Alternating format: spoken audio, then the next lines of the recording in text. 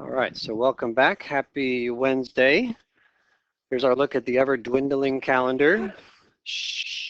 Today is our last of 4 days talking about finance. Today we're going to talk about saving for retirement.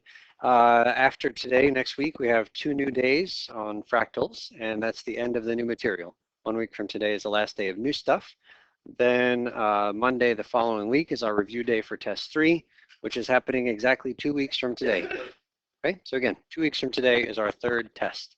Not a cumulative final, just a 3rd test. It's not too early to start studying for it. You'll find sample test problems in this packet. Monica. Can we still have like a cheat sheet for the final? Yeah, same as before.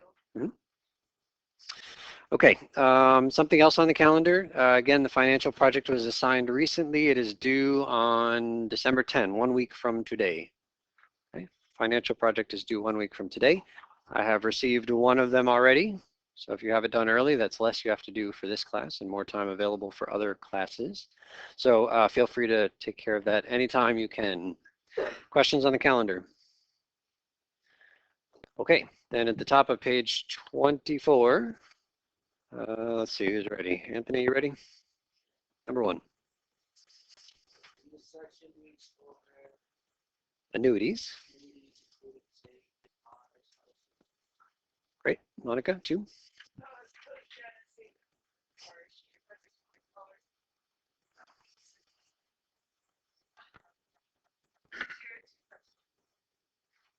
Okay, so 2 questions. One of them easy, one hard. How much will she have invested in 3 years, and how much money will she have in 3 years? So the idea here, again, she's putting $200 per month into an account, and that account is paying 6% annual interest compounded monthly. Which one of those questions is easy?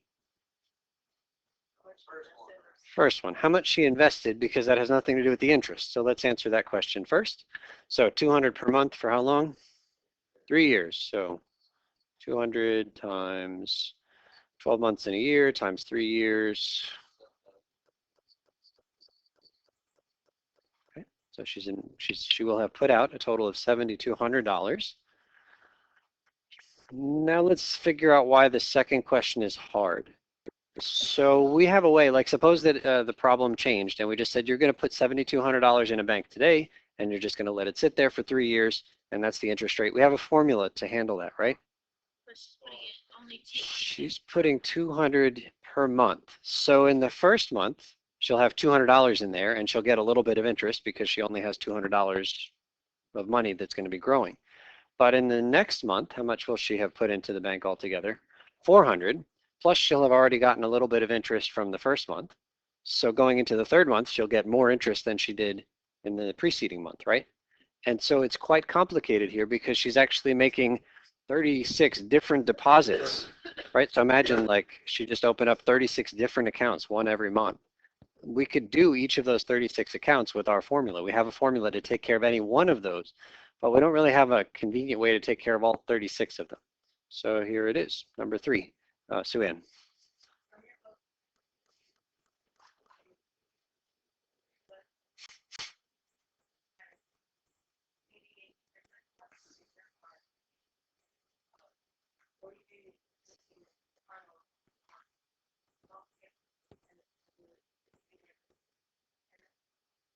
Okay, so the key idea for annuity is the word regular. You either regularly depositing or regularly getting money, but it's going to be the same amount of money that you are either depositing or getting every month. And now we have a couple of formulas for fixed annuities. That's what we're talking about here. The fixed, by the way, just means the interest rate is consistent. In the Jen example, the interest rate was 6%. The problem would be even more complicated if the interest rate was 6% for the first year and 5% for the second year, right? Then it would really be difficult. So we're only going to tackle the fixed annuities, same interest rate. So here it is, the future value F of a fixed deferred annuity consisting of T payments of P dollars having a periodic interest rate of lowercase p, which is going to be written as a decimal, is given by that formula. So one thing you got to be really aware of in the formula is that there is a capital P and a lowercase p, and you got to make sure you write them differently, right? It's not my choice of letters. I'm just copying the letters your book uses. I don't think it's great to use lowercase and upper. You can change it to whatever you want. I'm just copying it from the book. Okay, so let's just see if we can use this formula. So here we go. Let's see. So number 5, we'll tackle the question about Jen and her car. 200 per month. That 200 is what letter? That's the P. It said P payments of P dollars. So the very first number here, the capital P, is a 200. Big bracket, parentheses, 1 plus, but then there's a lowercase p. And according to the formula, it says the lowercase p is the periodic interest rate. Now, how long are our periods in this case? How often are we making deposits? Is every month. So when we have that 6% interest rate, that's for the whole year. We need to figure out what it is per month. So we divide by 12. And in fact, so then what's going to go right in here? So we'll say lowercase p is just the 0.06 divided by the 12 months. And I'll just put a bracket over here. For most of the problems that we'll be doing, lowercase p is just whatever interest rate you have divided by 12, because usually we'll be doing monthly whatevers. If you have a mortgage on your house, it's a monthly payment. If you have car payments, it's a monthly payment. A lot of things are monthly. Okay, so 0.06 divided by 12, I should be able to do that. It's a 5, and then how many zeros? 1, 2, what is it? 2 zeros? Okay, so that 0.005 goes right in here.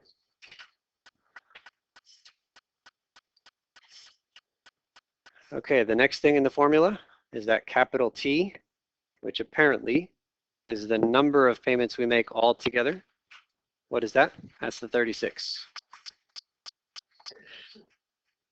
Because there are 36 months in the 3 years of the problem.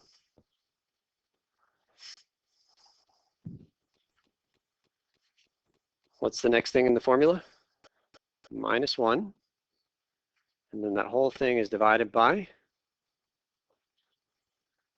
yeah, it's the lowercase p, which was the 0.005. I'll put it in purple again.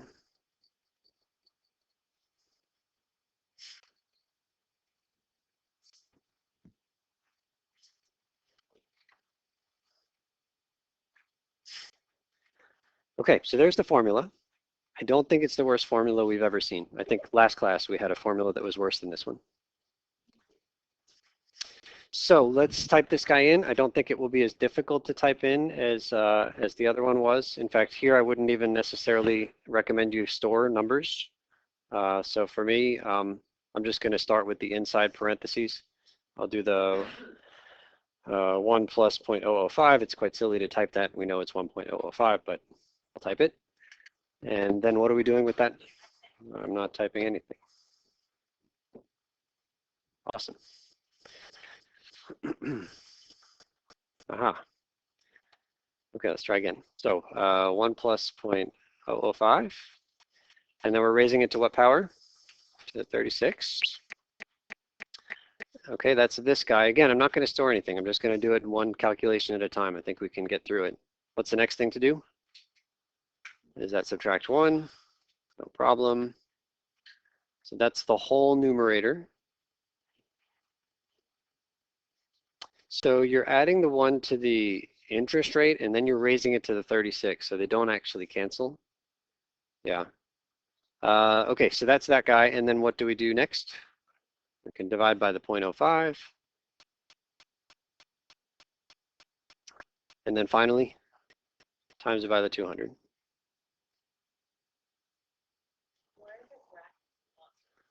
Brackets are just another grouping symbol. You could use parentheses. Okay. Okay. So again, if you had any issues with the calculator, just let me know in a little while. But let's put this over here, 7867.22. Okay. How much money did Jen invest altogether? 7,200. That was the easy number, right? She ends up at the end of 3 years with 7867.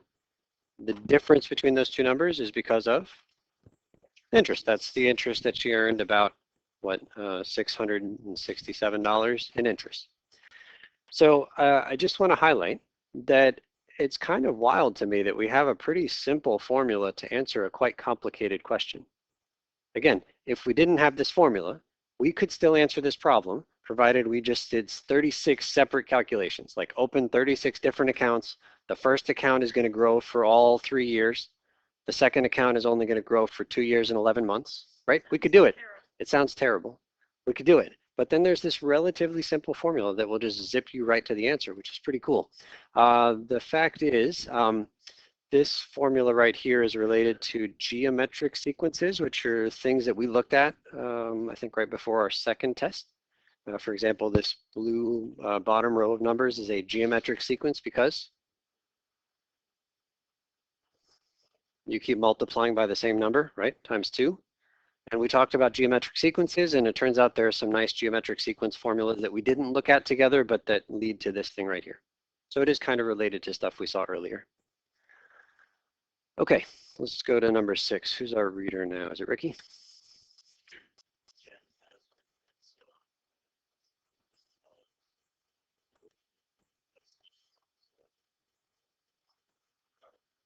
Okay, so it's the same formula with just some slight modifications. The 10,000 we're hoping will end up where in this formula? We want it to be the end, the final answer, which is the F, right? So I feel like the formula, I'm just going to copy it from up above, equals, what about that 200? That's the variable. So let's call it capital P because that's what it's called in the formula. And I think everything else is the same. So we can just copy everything else like it was.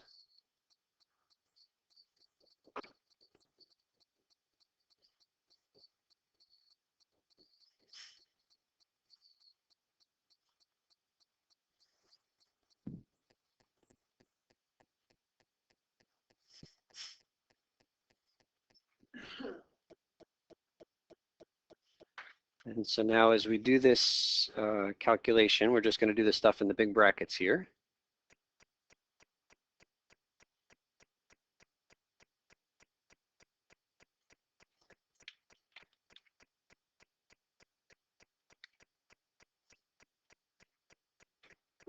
So that's my numerator.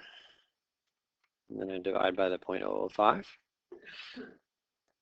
So I think that this 39 and change is just this entire bracket number.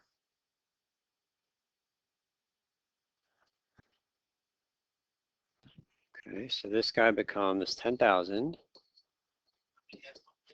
So I'm just going to write 39.3,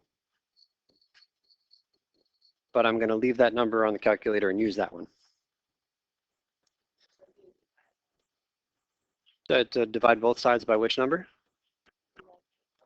Yeah, do we divide by the 10,000 or do we divide by the 39.3? Yeah. Trying to get the P by itself, so you focus on the letter P and get everything that's near the P away, right? So let's divide both sides by the 39.3.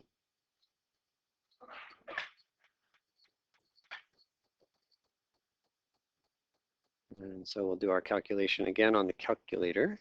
But this is getting back to Anthony's question. We rounded the 39.3, but I still have this number on my calculator. So if I just type in 10,000 divided by, for me, it's there's a yellow ANS, which stands for answer down here. So you might have a button that says ANS or answer. So if you can somehow get that button pressed, then this will be the most accurate number your calculator can give. 254 and change.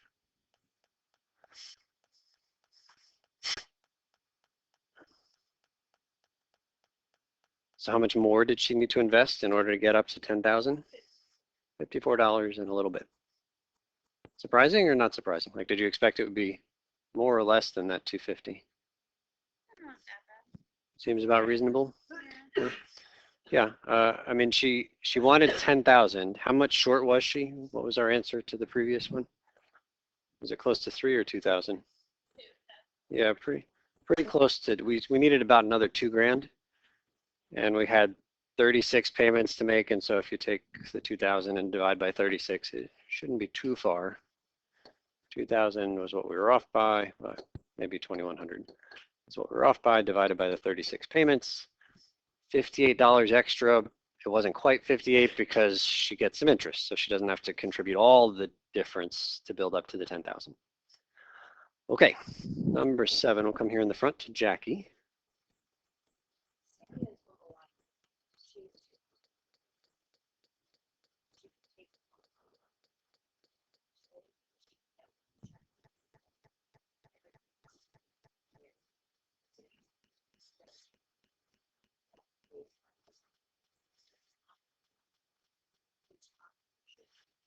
Okay, so do we understand the two possibilities here? You either take a one lump sum payment up front, or you take your money in equal monthly installments, or every 3-month installments for 20 years. What's that? Did we? All right, so let's see. I mean, like they're definitely going to give you less money up front, but then you'll have it, right? You'll have it for the whole time, as opposed to having to wait 20 years to finally get all of the money that's due to you. Yeah, and we're going to invest it. But I mean, honestly, this is a choice that like major lottery winners have to make. It's like it's written there on the back of the like lottery ticket. You know, you either get one lump sum of this number or like this much every year for the next 20 years. Okay, so let's see if we can compare these two things.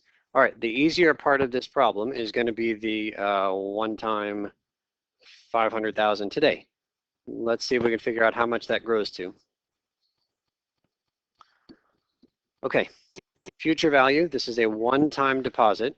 You know what, let's take a quick peek. I think this is, go back to like the first page of this packet. Is there a flow chart back there?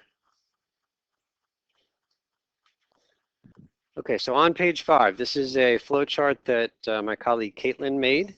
You guys are the first recipients of this flow chart in the packet, and you're going to be able to use it on the test.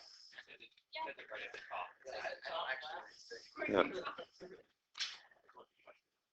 Yeah.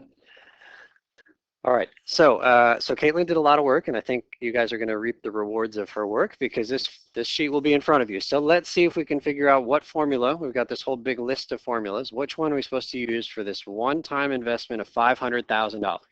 So first of all, is this a savings thing or a debt thing? Savings. We've got money. We're going to put it into the bank or some other vehicle. So we're over there. Is it multiple investments made, or is it a single invest of one chunk? It's a single one. But if it had been a multiple investments made, does this formula in the lower left here look familiar to you? I think it's exactly the same one we used, except here. Yeah, maybe M is better for monthly payment. No. Yeah. That's the thing. Yeah, it's a capital and lowercase. Okay, let's go to the next. So we're down now here. Is this a simple interest thing or a compound interest thing? So it says we can invest the money at, what is it? I don't remember the rate.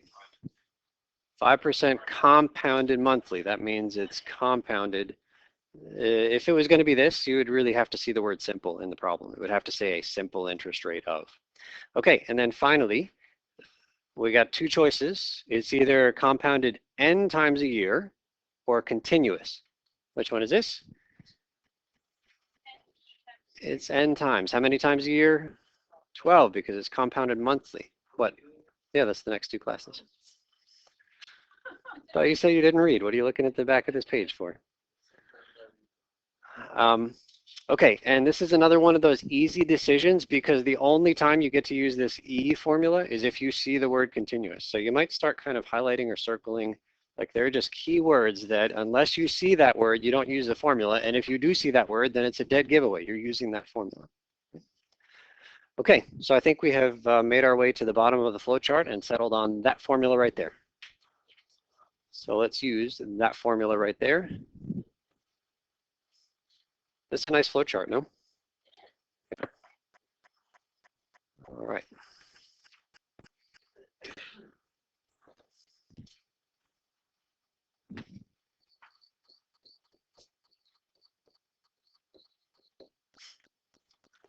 Okay, so now it's a matter of filling in the blanks.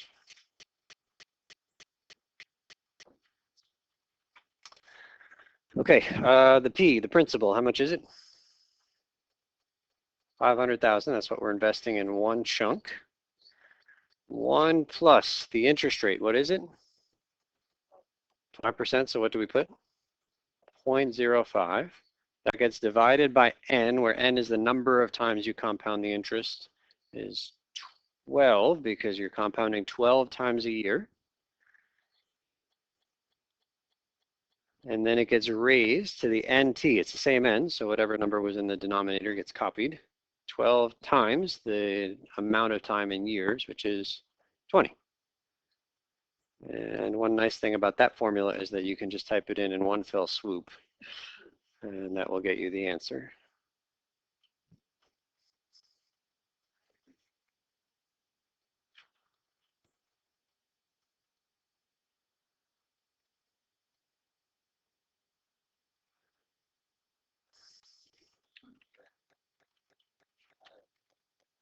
I don't think you have a question. I think Jen has a question.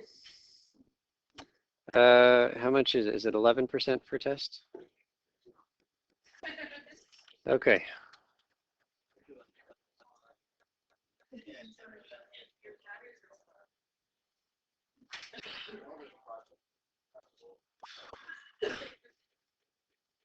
Oh, okay. There is one opportunity to make a mistake. Shh. This is a really common place to make a mistake, is to type in 12 times 20, because, gosh, that's what it says. But what's the problem?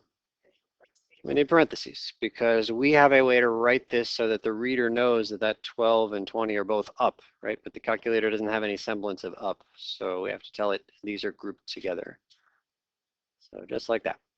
Okay, so 500,000 becomes 1,356,000. That's not too bad.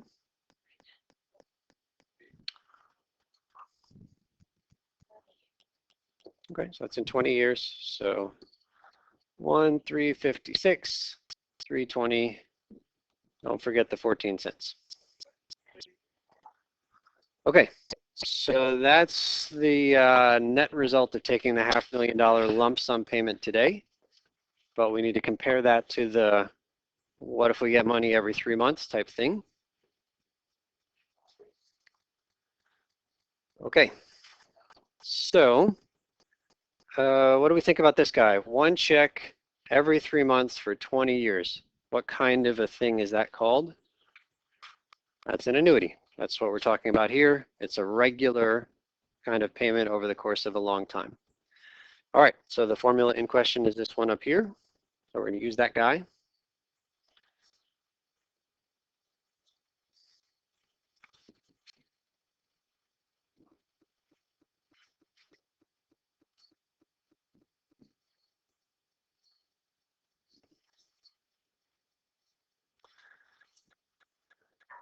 All right, and maybe by popular demand, we'll change this formula right now. Let's make that an M in the front. Okay. So that way we don't have to worry about the capital P, little p thing. Okay, so most of this is straightforward, but we do have to be a little bit careful here. How much is M? 10,000, that's just how much you put in the bank every month. That's easy. Okay, and then we go 1 plus. Now that little p is supposed to be the periodic interest rate, which is the interest rate per period. Now oftentimes the period is a month long, but that's not how often we're getting these checks. How long is the period here? 3 months, yes? We're getting a check every 3 months. So the period is every 3 months. So when I take my interest rate, which is 5% a year, I need to divide that by the one magical number that represents how many periods there are in a year. And it's 4. The interest is going to get compounded monthly. But if you try to put in here something that says that,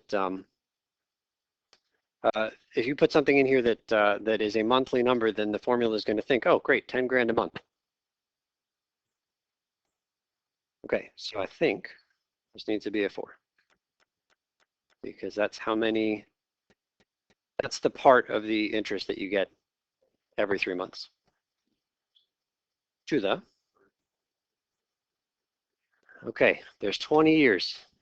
We need to figure out how many times we're getting a check in that 20 years. Thoughts on that? Christopher?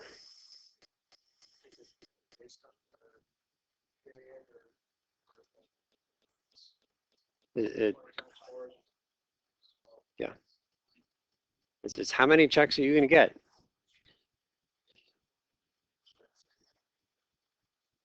Yeah. That's right. Mm-hmm.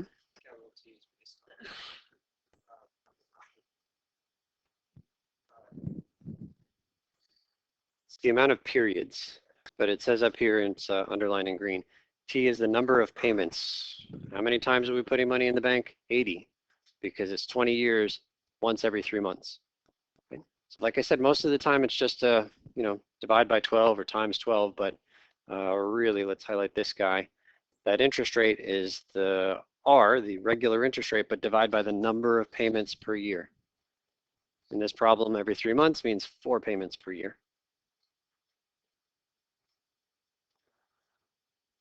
Okay, coming back down to here, I think we're almost done with the writing the formula. So then we got the -1, and then we got divided by what number down here? Yeah, so you guys have typed it on the calculator already, which is great. Same lowercase p. All right, if anybody has this already, I'll take it.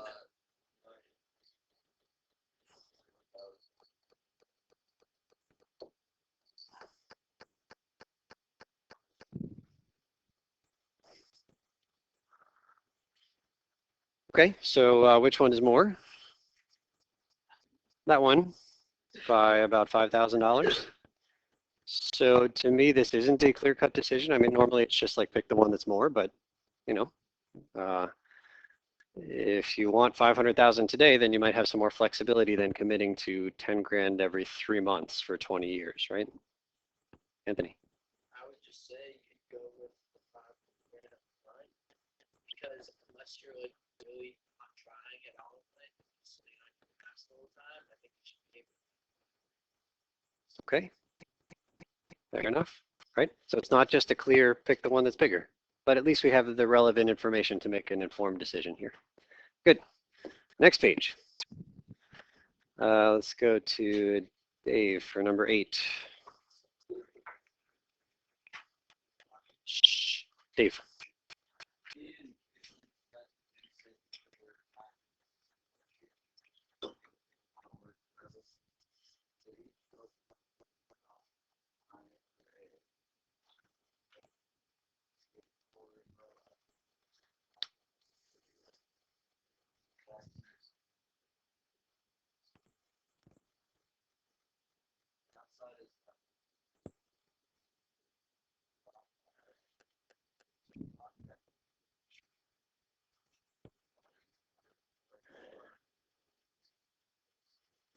Okay, so have we heard of IRAs before? Yeah. Right, so there's 2 basic kinds of IRAs. So there are many more, but there are 2 basic ones. There's the traditional IRA and the Roth IRA. And the traditional, so if you just invest money in the stock market today, or at a bank, if you just say, hey, I'm going to put my money in the savings account and you're going to get interest back, you will pay tax on that interest. It's not treated exactly the same as income, but it is money coming into your pocket and the government wants their part. If instead of putting the money into those investments outside of the IRA umbrella, you put it into something called an IRA, you can still put it in the stock market or into your bank's savings account. You can put it in any of the same vehicles, investment vehicles as before, but it is covered by this thing called an IRA. Then either if it's a traditional IRA, you don't pay tax on the money when you get it. Like every paycheck you get, there's taxes taken out, right? But if you had already pulled out some of that money to invest into this traditional IRA umbrella beforehand, you would not pay taxes on that money. It just would never appear. Like you wouldn't get it and then go to the bank and bring it. It would just automatically come out before tax, right? So there's a tax benefit there. That's the traditional. The Roth IRA is such that you pay taxes on the income normally, but then you put the after-tax income under this Roth IRA umbrella, and then you don't pay taxes on any of the gains or interest that you get. And so if you are young-ish and just kind of starting off, the Roth is clearly the better choice because you might have like 20, 30, 40 years until you retire, and that's a long time for money to grow. And it would be great to not have to pay any income tax on the gains your money makes over the course of 20, 30, or 40 years. I made one correction here. It's actually up to 5,500. It changes once every few years. So we're going to see what we can do here. The Roth IRA part, you don't need to, I'm not going to test you on any of the IRA stuff. It's just kind of information. We're going to answer some test type questions here using our formulas. First thing we'll do is assume that these IRAs earn 7% interest per year compounded annually. Okay, let's go to part A. Ashley?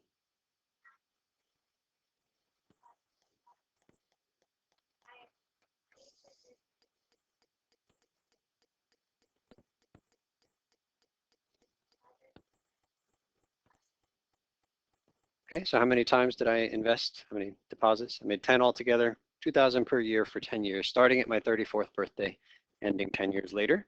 Let's go to Sam for B.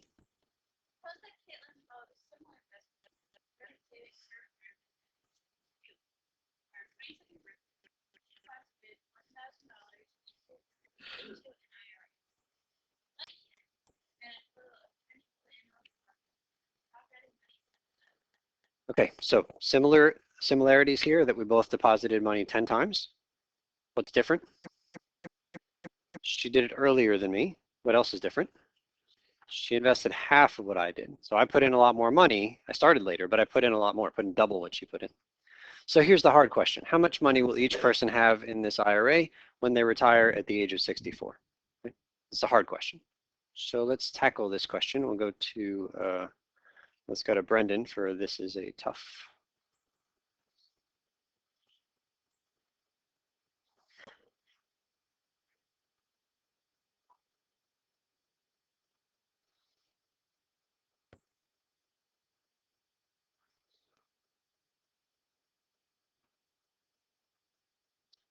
Thank you, Leah.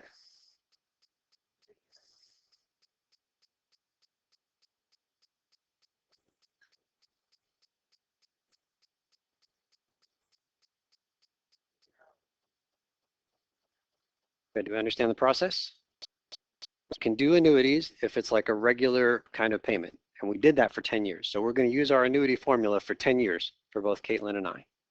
But then once we stop investing, now it becomes like a single lump sum deposit, which we're going to let grow until we retire. We get the 2 steps? Okay, so let's try number 9. Same information as we had before, but this is just my data. So the first one says, how much money will Ian have in his account the moment after he makes his last $2,000 deposit? So this is where we're making the 10 regular deposits. So what's the word for this kind of setup? This is an annuity. So we're going to use our new favorite formula.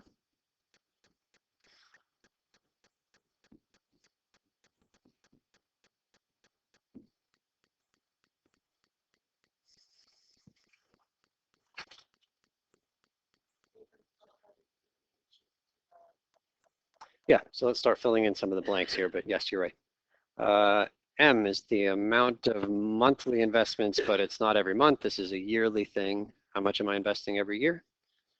2,000. Okay, parentheses 1 plus the periodic interest rate. What's the interest rate for the whole year? 7%. Normally we divide that into some smaller chunks. In this case, this is just an annual, so it doesn't get affected at all. It just stays, right? So this is just a 0.07. And then capital T is the number of payments altogether. That's the 10. And then subtract the 1, divide by the same, what number goes down here? 0.07. Okay, so somebody with a calculator, help us out here.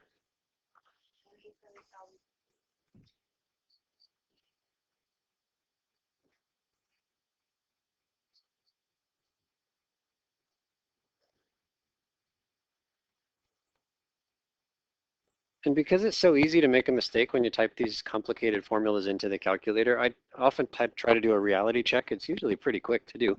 I invested 2,000 a year for 10 years. How much did I put in? 20,000. Is 27,000 reasonable? Yes. If it had said 15,000, I'd say, wait a minute, this is not quite right. If it said a million, I'd say, well, that looks wonderful, but it's also not quite right. Right? So just a real quick kind of reality check can maybe catch an error. All right, so that's that. And then we go to number 10, who's our reader now, Eric. Number 10, now suppose.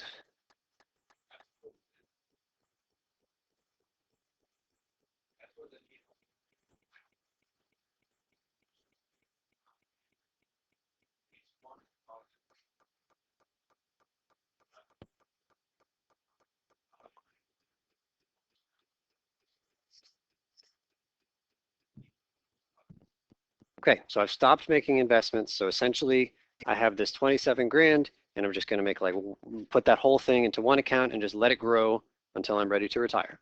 So going back to the flow chart, we're going to follow our way down. I think we're going to end up with that same R over N formula that we saw before.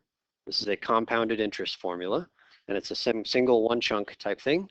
So F equals, so I forget the letter. Is it just a P there?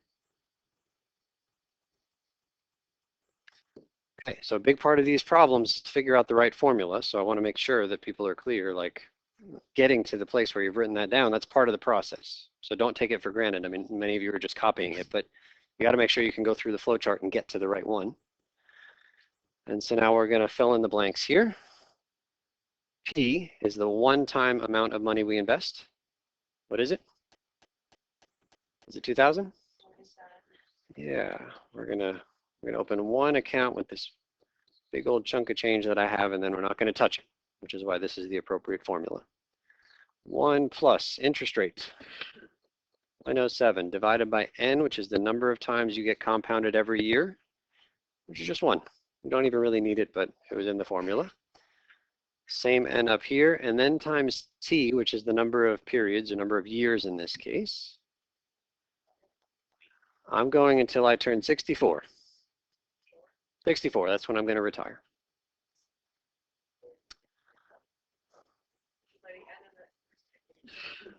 Yeah, so let's just pause here. We're trying to figure out how many years will the money grow.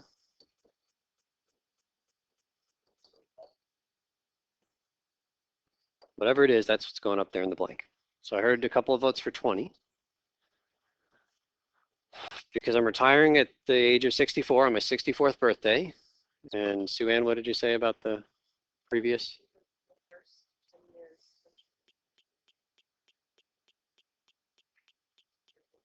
Everybody buy that? I started the process at the age of 34. I made 10 deposits, and now I'm 44. 44 to 64 is 20 years. Do you have a question?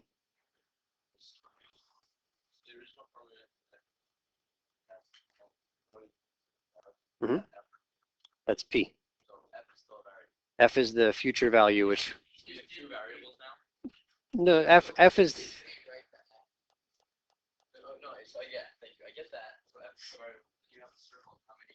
Oh, no, we're going to put a number up there. Yeah, we're discussing what number goes up there, but no, it's not going to be a variable. Yeah, no, we got to find the number. So I hear some, yeah.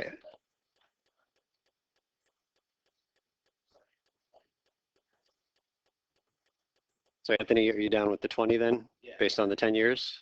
Okay, so so I just want to be really careful because sometimes we're off by 1 when we do this subtraction thing. You guys remember we had this, what were we doing last class? We had our credit cards and you'd put money in on December 7, and then you have another thing happening on December 10, and it feels like that's 3 days, but it's actually 4 days. You guys remember this, like we're off by 1 when we subtract? So I'm just a little bit leery about subtracting here. So let's just really be really clear on this. So when did I make my first deposit? On my 34th birthday. Count with me on your fingers. So my 34th birthday is there. And then the 35th, 36th, 37, 38, 39, 40, 41, 42, 43. You guys try to rob me of a year of my life. What did I do to deserve that? It's 21. Yes? Yeah. I made that last deposit on my 43rd birthday. 43rd birthday. All right, so what are we saying here? So this is now 21. 64 minus 33. Nope, 43. It's really easy to be off by 1. Christopher. Yeah, I think it does because we're looking at how many years elapse between the first guy and the last guy, as opposed to counting the first day and the last day on the credit card. Yeah, subtract and add 1 was when we were like if you're just looking for how many days there are from the 7th to the 10th. It's 7, 8, 9, 10. There's 21 years. Yes, from my 43rd birthday to my 64th birthday. Yeah. Okay, so somebody with a calculator, help us out here.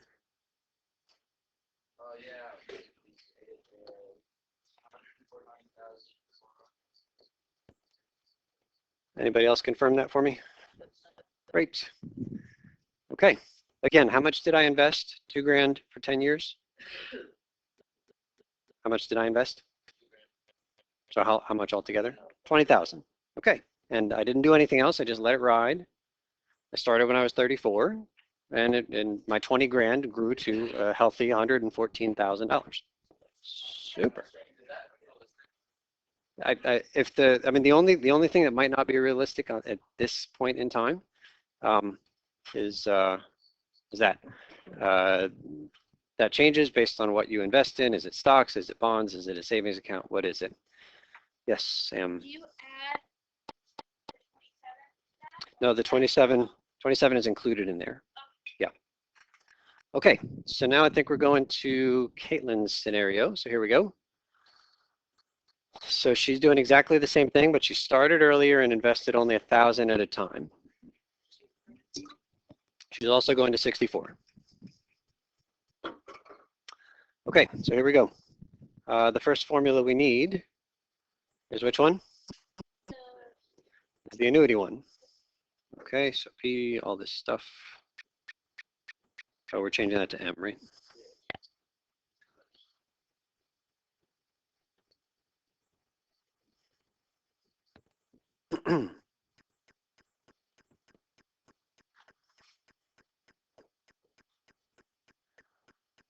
Okay, how much are Caitlin's annual deposits? Only 1,000.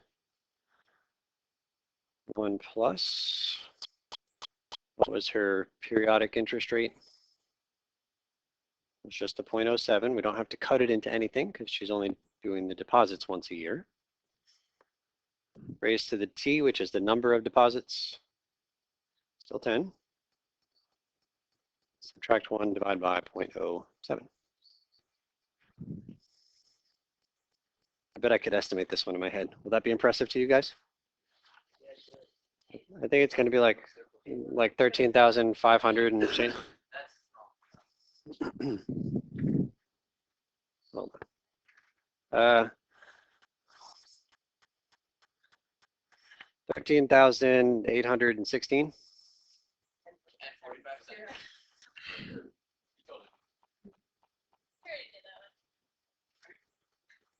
You think I have nothing better to do than memorize answers to these problems? Hold on. Right, look, this is okay. This is not impressive. What's the only difference in this formula compared to my formula? It's just half, right? All right. All right. So what do we say? 13. What is it? 13. Okay. So she's definitely behind at this moment because she only put in half. So, but she's got more years. So let's just see how it works out at the end of the day. So then we're going to take her final value here, and we're going to plug it into our other formula.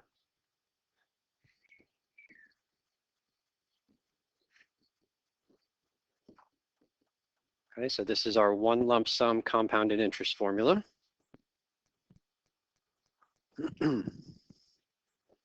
P is the amount invested.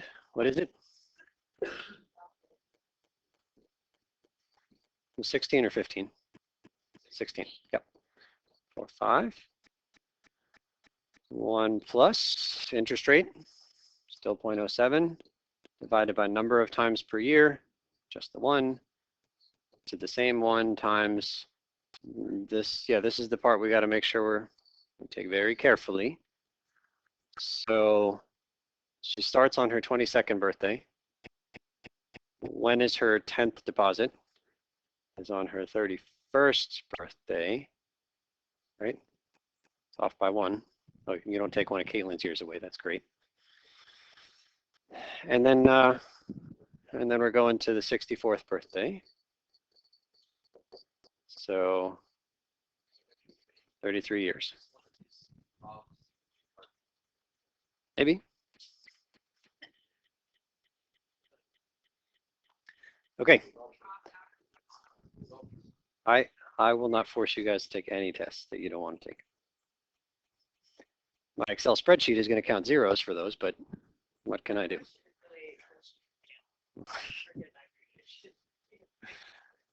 All right, who's got a number for me?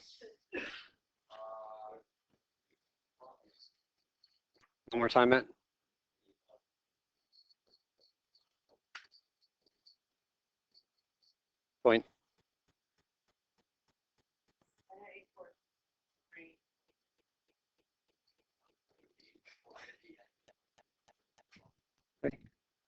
Might just be a question of whether we retype this 45 cents or just left the previous answer. Okay, so let's summarize here. So you guys will have to help me out. Stay on that page and help me fill these things in. How much did Ian invest in total? 2,000 a year for 10 years, 20,000. How much did I have at the end?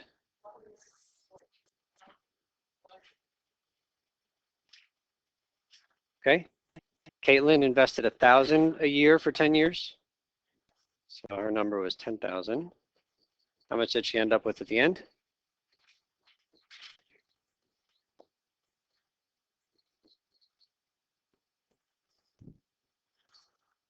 So it seems like there's a contradiction here. She invested half as much as me, but ended up with 14,000 more than me. How did that happen?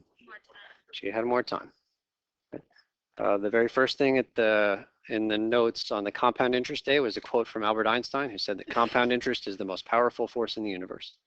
And so here you're seeing it. How much more time did she have than me?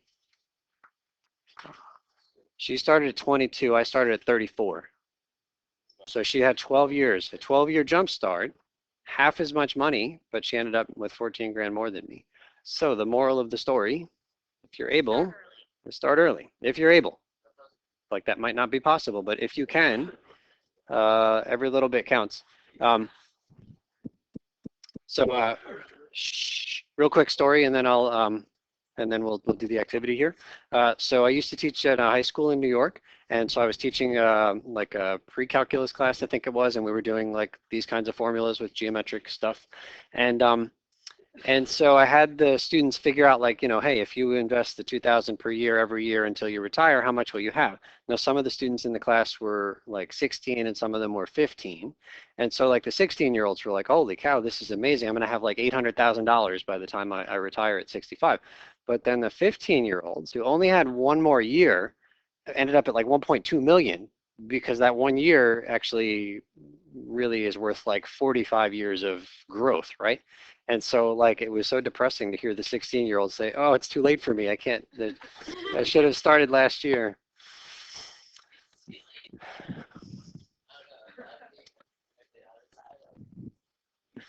Okay, activity is there. Raise the flags if I can help.